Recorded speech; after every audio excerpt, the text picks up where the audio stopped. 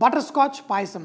దీన్ని తయారు చేయడానికి చూపించిన విధంగా మిక్సీ జార్లో జీడిపప్పు, బాదాం లైట్ గా కోర్సుగా పొడి చేసి పెట్టుకోవాలి. ఇప్పుడు ప్యాన్ లో పంచదార వేసి దాన్ని చూపించిన విధంగా కరిగిస్తూ క్యారమల్ కన్సిస్టెన్సీ వచ్చేంత వరకు కుక్ చేసుకోవాలి. ఎప్పుడైతే అది కొంచెం బంగారు రంగు రావడం మొదలు పెడుతుందో ఆ టైంలో మనం స్టవ్ కట్టేసి దాన్ని లైట్ గా కలుపుకుంటూ నట్స్ పౌడర్ ఏదైతే ఉందో దాంట్లో వేసి కలిపి, దాంట్లో వెన్న కూడా చూపించిన విధంగా వేసి కలిపి ఒక బటర్ పేపర్ కింద మీద పోసుకోవాలి. ఇది సన్నగా చిక్కీలా తయారు చేసుకొని తర్వాత దాన్ని ముక్కలుగా కట్ చేసుకోవాలి. ఇప్పుడు సేమియా తయారు చేసుకోవడానికి ప్యాన్ లో కొంచెం నెయ్యి, కిస్మిస్ అలాగే సేమియాని కూడా వేసి లైట్ గా రోస్ట్ చేసి దీంట్లో పాలు పోసి ఉడికించుకోవాలి. ఎప్పుడైతే మనకి ఆ పాయసం అంతా కుక్ అయి కావాల్సిన కన్సిస్టెన్సీ వచ్చిన తర్వాత పంచదార అలాగే మన బటర్ స్కాచ్ ఏదైతే తయారు చేసామో మిక్సీ జార్ లో పొడి చేసి సగం కంటే ఎక్కువ ఇందులో వేసుకోండి. కలర్ మారి మంచి టేస్ట్ తోటి పాయసం తయారవుతుంది. ఆ తయారైన పాయసం పైన మరింత బటర్ స్కాచ్ పొడి వేసుకొని